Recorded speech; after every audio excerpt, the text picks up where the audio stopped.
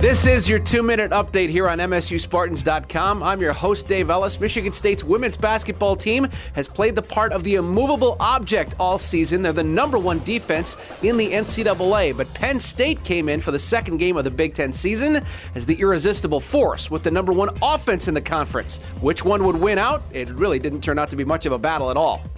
Courtney Schiffauer's 2 quick fouls disrupted the Spartan rotation inside the first 2 minutes. The Lions took full advantage.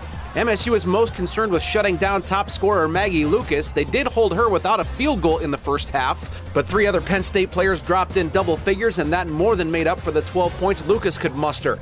The Spartans never had the lead in this game, and they saw Penn State score the most points against their defense so far this season.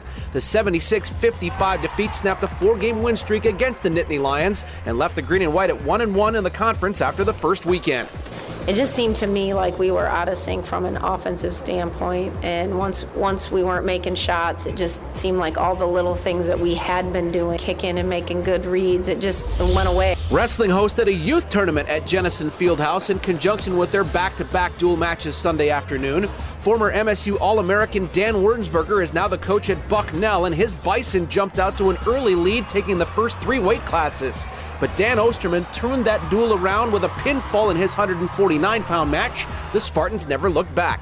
David Cheza and Joe Riscala stayed undefeated in dual matches this season. 5th-ranked heavyweight Mike McClure won his 20th match. The Spartans swept Bucknell and Lindsey Wilson thanks to a lot of extra energy in the building. Here you got, hundreds and hundreds of little tiny wrestlers. And a lot of them now, will aspire to be Spartan wrestlers, and that's important for wrestling and important for our program. Full highlights of the women's basketball game are over on their page. That is your 2-minute update. I'm Dave Ellis. You give us 2 minutes, we'll give you the Spartans.